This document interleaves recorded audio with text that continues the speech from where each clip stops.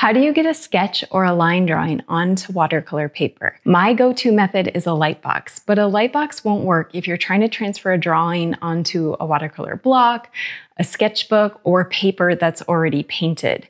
Today, I'm going to show you how to use a Lightbox and 3 other methods to transfer a drawing when a Lightbox won't work. Stick around to the end because number 4 is a game changer, especially if you do art journaling or abstract painting. So why not draw directly on the watercolor paper? It's not a good idea to sketch directly on watercolor paper because repeated erasing can damage the surface of the paper. It's much better to work out your sketch on a separate piece of paper or make a digital drawing and then transfer it to your watercolor paper. The best way to avoid visible pencil lines in your finished painting is to start with a clean line drawing. In case you didn't know, I have a library of free line drawings and templates for my YouTube tutorials. You can get access at the link in the video description. All the line drawings you'll see in this video are available in the free library. My favorite method for transferring drawings is tracing with a Lightbox. It's no secret that I love my LED Lightbox. It's the best 20 bucks I've ever spent on an art supply. It makes tracing onto watercolor paper so easy, even thicker 140-pound watercolor paper. One of the biggest complaints you'll see with these LED light boxes in the reviews is that with just a touch, they turn off. So I always try to keep the power button away from my dominant hand, so when I'm tracing, I don't accidentally hit the power button. The other thing to know is that these are dimmable. So if you hold on it, the light will dim. Hold again, and it goes up to its maximum brightness. When I am tracing directly onto watercolor paper, I always use a 2H pencil, which is a hard pencil, so it leaves a lighter line on the paper. If you're still having trouble seeing the drawing through your paper with the light at the brightest setting, you may need to move to a darker room, move away from any natural light or windows, or turn off any extra lights in the room. Also, if you're transferring a pencil sketch that was drawn very lightly, you may need to darken those lines before you can transfer your drawing. When I'm done tracing, I turn the light on and off so I can see if I missed any lines, and I see I missed this line here. So I can add that in. And then you can see even with the 2H pencil, it's still a pretty dark line, so I use my kneaded eraser to lighten the lines before painting.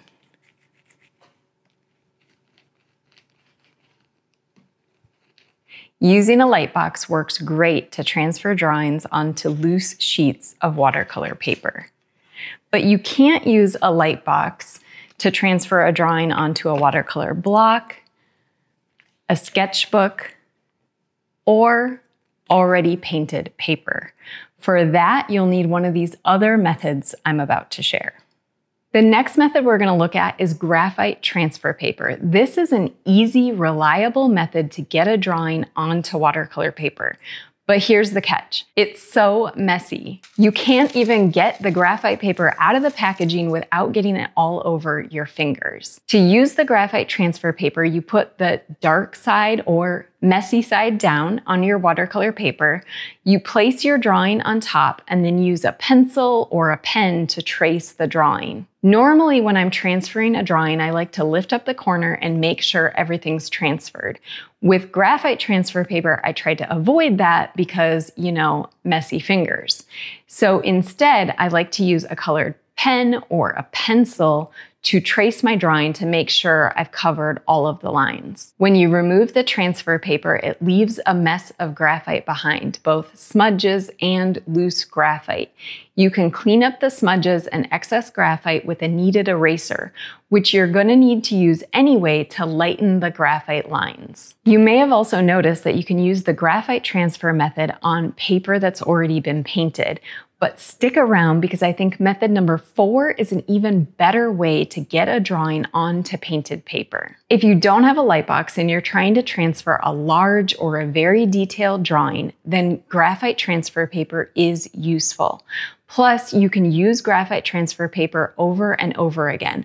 I don't even cut mine off the roll until I've completely worn a section out. But what if you don't have graphite transfer paper, or I've just scared you away from buying it because you don't want to deal with the mess? Then I think you're going to like the pencil rubbing method. This is the simplest method of all, and you don't need any special supplies other than a pencil. Even a regular number 2 pencil will work. If you have artist pencils, I like to use a 2B pencil, which is a soft pencil, and puts down enough graphite without making the transfer lines too dark. This method is quick and easy, and you can do it anywhere, but as you'll see in a moment, it's best for small drawings. So let's say you want to transfer one of these color wheels into your sketchbook. You would flip your drawing over and cover the back with the pencil. You want to cover the entire area where the drawing is. And I like to go in a couple different directions just to make sure that I have good coverage. Once you're done scribbling all over the back, you can position the drawing where you want on your sketchbook. I'm going to actually use this clip at the top here to hold it in place. And now you can use the same pencil or a pen to trace your drawing. Wherever you trace, the graphite that you put on the back of the paper is going to transfer to your watercolor paper. This is a quick and easy method you can use anywhere. Just gonna check that I drew all the lines. Yep.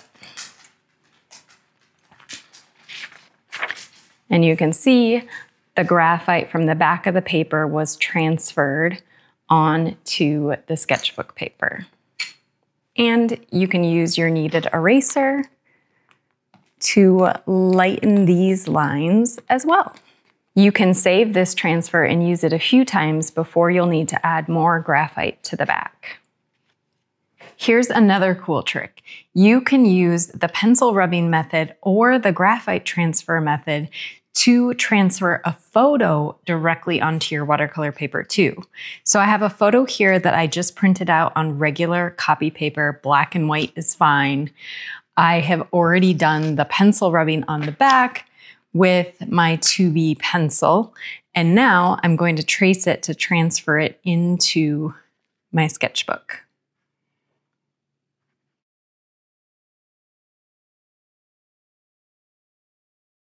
Don't draw off the edge like I did there.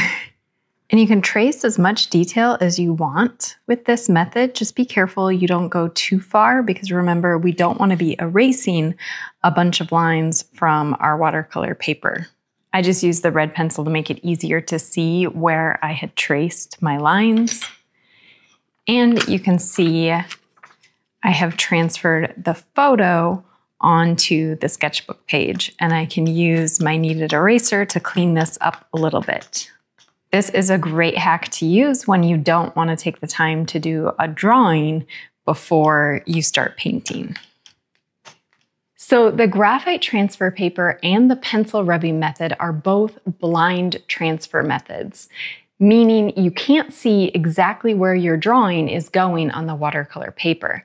That's not a problem if you've designed your drawing at the same size as your watercolor paper.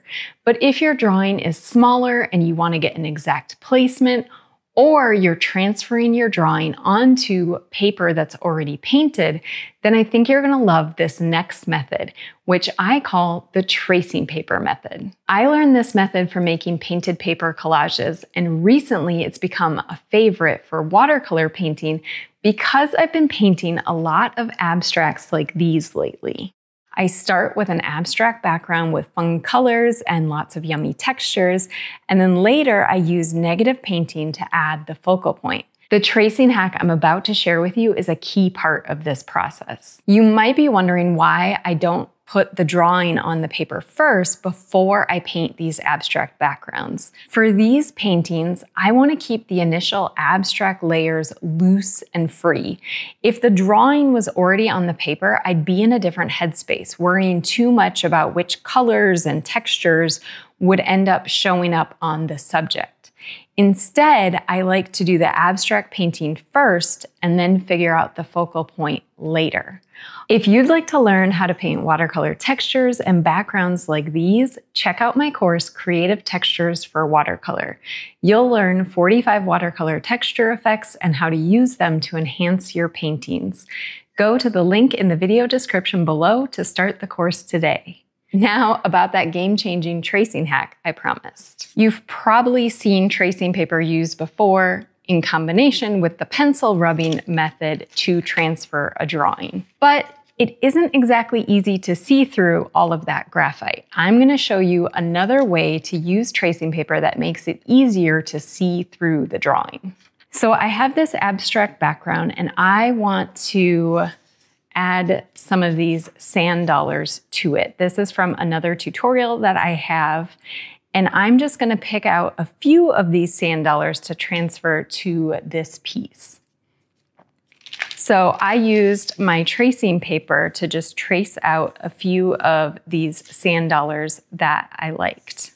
Now, instead of scribbling all over the back of this with the pencil, we're going to do something a little bit different. I flipped the tracing over and I'm going to retrace the sand dollars on the back of the tracing paper. Now I have pencil on both sides of my tracing paper, but my drawing is see-through. And you can actually see when I trace that, it transferred some of the pencil that was already on the back of the tracing paper to this piece of white paper, so you get a little preview of what we're doing here. Now that you have the drawing on both sides of the paper, what you can do is preview it on your background. You can move it around and audition different compositions. You can even flip it over because you already have the pencil on both sides. This is amazing because if you've already painted background colors or textures, you're going to be able to see through the tracing paper and pick exactly where you want your drawing. I just want to show you real quick the difference between artist tracing paper and cheaper tracing paper. So this on the left is Strathmore tracing paper, and here on the right is some random tracing paper I took from my kids' art supplies. So you can see the artist tracing paper is thinner and easier to see through than the cheaper tracing paper.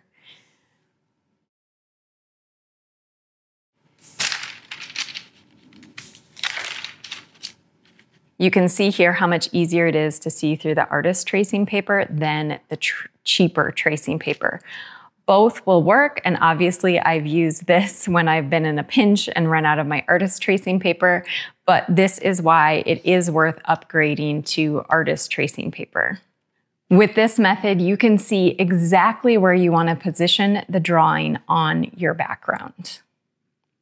Once you found the perfect spot, you trace over the drawing one more time with your pencil or a stylus to transfer the drawing to your watercolor painting. You do have to be more precise with this method than any of the other methods because the graphite is only on the lines. So you need to trace them exactly to get them to transfer to the paper below.